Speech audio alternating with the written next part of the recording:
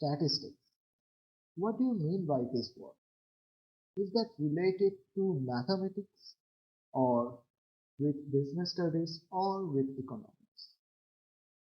That is related to all of this. What is the main thing behind it? The main thing behind statistics is the given data. Trust me, all the data that may be from the stock market exchange to your report card, each and every data is giving you some statistical values.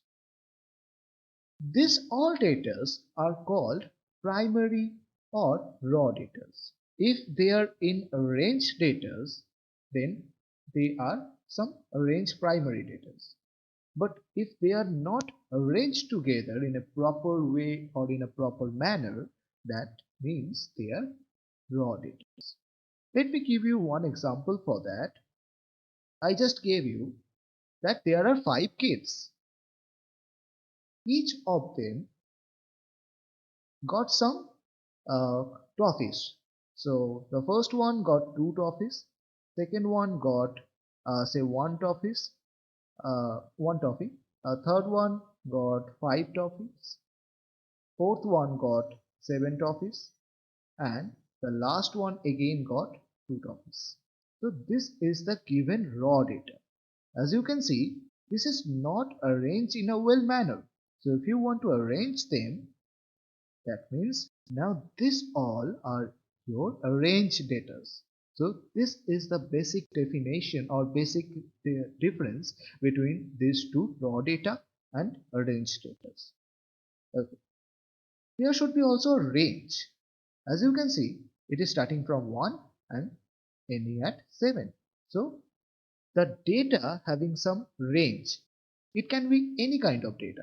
That may be some official values or official marketing stuff data, or it can be the politicals vote data, or it can be some basic data of some recipe also. So in each and everything there is some statistical values. Now coming to the idea, or you can say the table of data. As you can see, one table is given to you where the data are well arranged. Now, first of all, you all need the raw data as it is provided over here.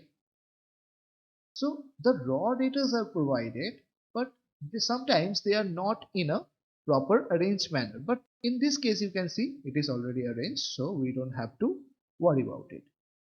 Now, if you think again, how many threes are there in this given data? That is 1, 3. So the frequency of that number is 1. Achha, how many 14s are there? There are 2 14s. So the frequency of 14 should be 2. Simple as that. Okay. So that is how you have to find that how many same kind of data are present in the data chart. And that number should be your frequency. Very simple one. Okay. And also tally mark. What is that tally mark? You also know that, but still I will repeat it. Tally mark is depending upon the frequency. If the number is only 1, then you will give 1 bar. If the number is 2, you will give 2 bar. I mean, I'm talking about the frequency. If the number is 3, 3 bar, 4, 4 bar. But for the 5, all you have to do, that is 1, 2, 3, 4 and 5. You can cut it like this. I hope the idea is clear right now. Then what should be 6? 1, 2, 3, 4. Then 5 is cut. Again 6. So this is the idea. I think pretty much it is clear to you that how you have to write all this thing. This is called tally mark. Okay, so it's time for the 20.1 exercise. That is, we're going to learn over here the mean, median, and the idea behind it. First of all, what is mean? Mean is nothing but the average. I just gave you all data ideas that how the data will be arranged and how you have to make it in a proper way with frequency. Now, the first 12 natural numbers will be provided to you and you have to find the mean of that. So what are the first 12 natural number? That is these numbers obviously. What is mean? Mean on average, we all know that the total sum of the given data or observations divided by the number of the data or observations. So that what we actually did over here, as you can see, I just added all the sum, all the values together and divided by the number of the points. So after by calculating it, we are getting 6.5 as the mean value. So mean is very much easy. All you have to find the average value. Now coming to another example. This is a level up question. As you can see, the mean of 5 numbers is 20. Okay, no issue with that. So mean of 5 number is 20. So the numbers, how many numbers actually are, that is given 5, and the mean is also given, that is 20. The main thing is missing over here, that is the sum of data. Okay, so we are assuming that sum of data as n over here, capital N. So what should be the value of capital N? That is 20 into 5, right? So we are having the sum of data, that is 100. So that is our first condition. Okay. Now in the second condition, it is given that if you remove one of its number, that means I don't know what actually the number is, but I have to remove one of the number from here. Okay, so if you remove one of this number, let the number is x, as you can see over here. So that should be n minus x. The all value of addition should be now n minus x. Only x will be removed from that, right? So x will decrease. N minus x will the sum right now. What should be the number of data? Initially it was 5. Now 1 is left. So it is 4. Coming to what should be the mean. Mean value, I think it's given over here, that is 23. After removing the number x, we have the mean as 23. So in the second condition, the n value we can bring it from here. All is the missing is that x. So all we have to do it to solve it for x. And if you solve it for x, you will get the value over here. I already did it over here, as you can see. So that is the exact value where you will get 8. 8 is the required value.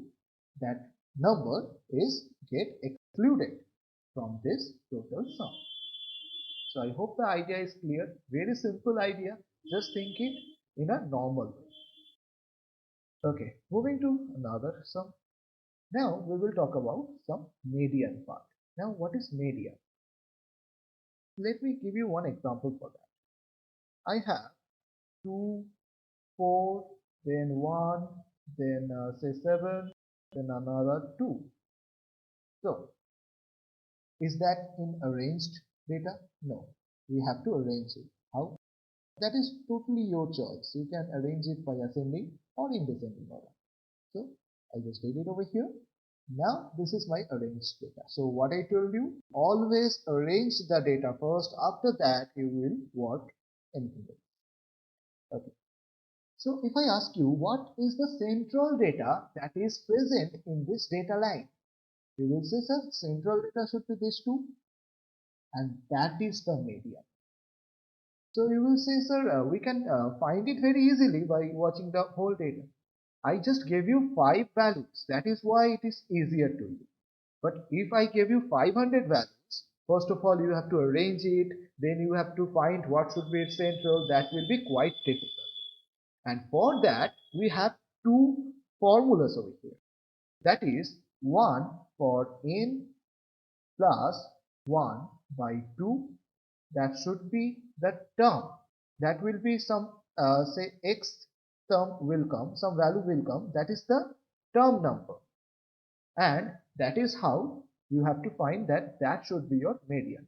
And this is for odd. Another formula is given over there, that is n by 2 plus n by 2 plus 1th term divided by. that is for event condition. You will find in your book or in my video. I just give you the first question over here, that is the data chart is given, and first of all, as you can see, I arrange it over here in a proper array way. Now, how many data are there? So as you can see, the numbers of data is 11. So that is the odd form. So to find the median, all we have to do, we have to use this formula. Okay. So number of data, that is the value of n. So that is given as 11. So 11 plus 1 divided by 2, that is 12 by 2 or 6. So that is not your median. Remember that. So it's denoting that sixth term present in your data chart should be your median. So what is the sixth term? Let me show you in this data chart. This is 1, 2, 3, 4, 5, and this is sixth term. Now what I told you, median is the central value. So if you count over here, that is 5 terms of there. Also, if you count from this side, it is also 5 terms of there. So yes, 5 is the central value and that is your median.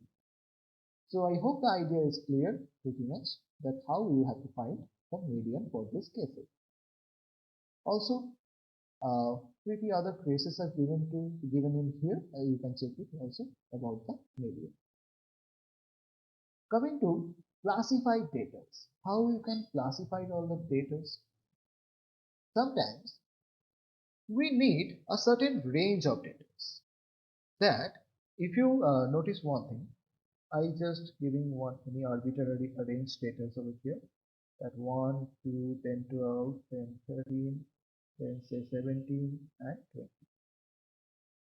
So if I ask you, then 1 to 10, that is one class. You can say that is the first class. In 1 to 10, how many data are there? That should be the frequency, the number of data present. So in 1 to 10, there are 2 data. So I will write 2. Okay. Then in 10 to, or I should write over here 11. Okay, wait a minute. Then 11 to 20, how many data over here? That 1, 2, 3, and 4. So the frequency should be 4. So this part is called class or class interval, and this part is the frequency. And that is how we have to classify all the data by grouping it in a class interval. And if you want the tally mark, you already learned it. For this, the tally mark will be this. For this, the tally mark will be 1, 2, 3, 4. And that is how this gonna work. So that's all about the grouping of data in a classified or class interval method. Moving to the next one. Sometimes the data class is not given in a proper way. So what we have to find? For that, we have to find the adjustment factor. We have to make a proper adjustment of each class. As you can see over here, the class is given as 1 to 5. Then that should be 6 to 10. The typing mistake. So that is 1 to 5, then 6 to 10. So first of all, what is the work of adjustment factor? First of all, you have to find the first value of the second or any class. That is, I'm taking the second one. So it is the first value is 6, and the last value of the previous class, that is 5. Just subtract them together and divide with 2. So you will get 0.5. That is now your adjustment value. Okay, so we got the adjustment value. How can we adjust it? Always remember, with the first value of each class, you have to subtract it, and with the last value of each class, you have to add it. So let me change a little bit over here. What is the first value? That is 1. I told you we have to subtract. So 1 minus 0.5, it will be 0.5. And what is the last value? 5. We have to add 0.5. So now the class interval is become from 0.5 to 5.5, and similarly it is moving for all the values, as you can see separately over here. So this is about the adjustment of class limits. Now two more important thing is there, that is class size and class mark. What is the class size?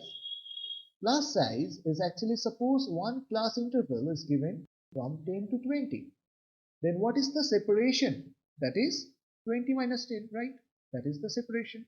So the class size should be 10. I think the idea is clear, not very hard. It is very easy one. Just take it very simply. You will understand more perfectly. Okay, moving to the next one, that is class mark. How can we find this class mark? Again, I am taking same example. 10 to 21 class interval is given to you. All you need to find the class mark. For that, just add them together and divide them by 2. All you need to find the middle portion or the midpoint of that class interval. That is called the class mark. So finally we got that is 15. So as you can see, that is the mid value of the class. So that is known as the class mark.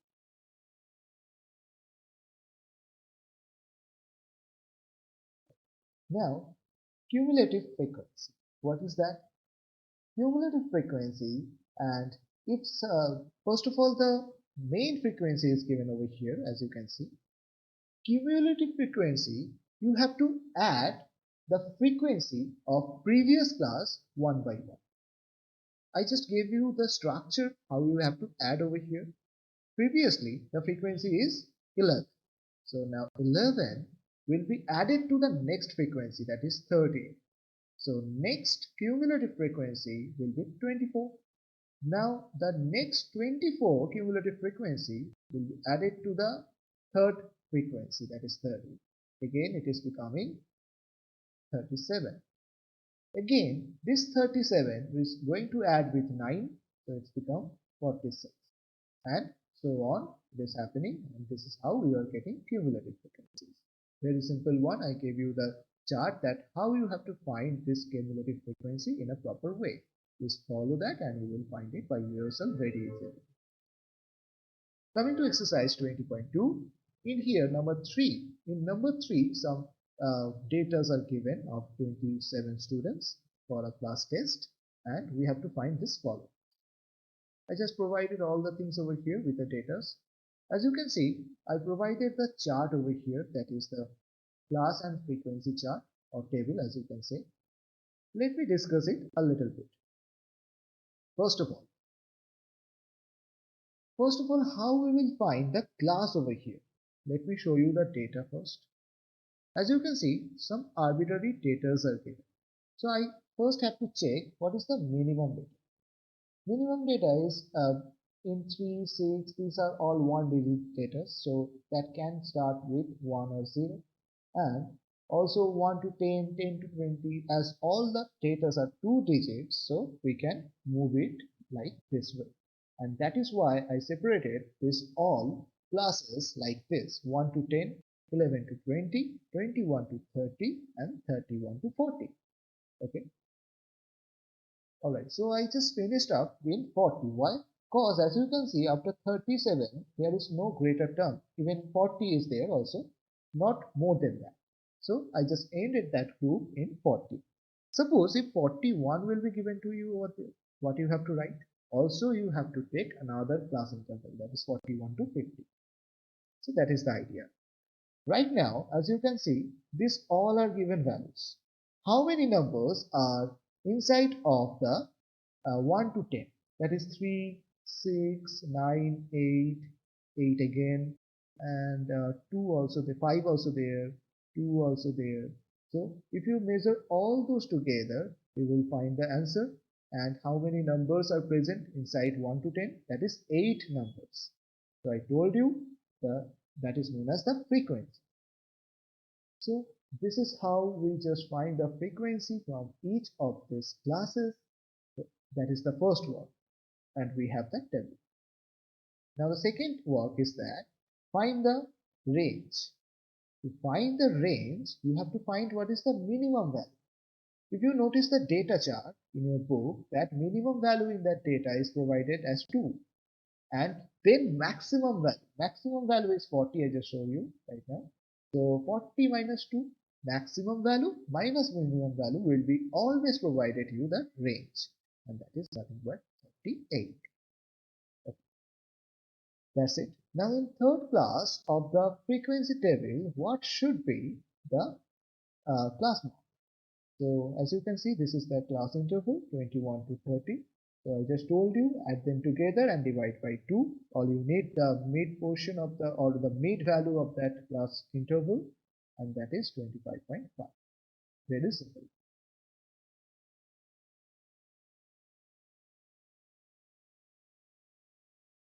Similarly, in the next question, that is number 7, the table is given right now. All you have to find the given all required data.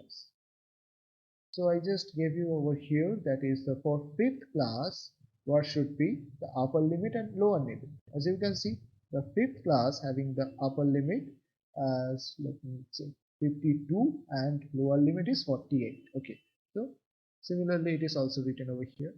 Now the second part is that what is the true class limit? I told you adjustment factor, that is also in here, it will come as 0.5. So always add that with the upper, and sorry, always add that, always add that with the upper and subtract from the lower. That's what we actually did over here. Add that with the upper, so it will be 52.5, and subtract in the lower, so it will be 47. Similarly, class boundaries and class mark and width of the class also given. Last one, that is number 11. Construct the frequency of distribution in that table and where the ages and the number of children are present. This table is little bit trickier, where notice one thing. Below 4, there are 7 children. Below 7, there are 38 children. But wait a minute. When they are counting below 7, they are also taking the students or the children are in below 4. Because they are also stands in this condition that below 7 they are also there. So 7 is actually added already in this 38.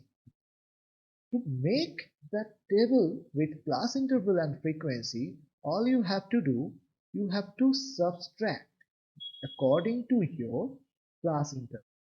First of all, if I ask you 0 to 4, how many are there? You will say it is 7. If I ask you 4 to 7, how many are there? Or I should say 4, not it is 4, it is say 5. 5 to 7, how many are there? Now, it should be 38 minus 7, because you have to subtract this part, because it is already pre-included, right? So we have to subtract this. So it will be 31. I hope the idea is clear. So all you have to do it like that, one by one. Each of them going to be subtract with the next one. So this is how you will get the whole table. I just gave you that table. If you follow my PDF, I already provided all the answers with proper way that how you have to do. So this is the proper table as I told you. 0 to 4, 7. Then 4 to 7. See, that 7 part is missing from there. So it is become already 31. Similarly, so on, it is happening. And the question is there that in the this interval 10 to 13, how many students are there or how many children are there? So as you can see, the table is giving you the answer, that is 73. So that is all about this one. Moving to the next chapter. According to reduced levels, the bar graphs is not mentioned in that, only frequency polygon graph is mentioned, and that is why I picked some questions from that frequency polygon. These are the following questions that contain in frequency polygon. Also, there are some other questions, but that is a little bit broader one. So I choose only the average questions which can be come in your exam. So I will give you 12 and 15 answer right now. Number 12.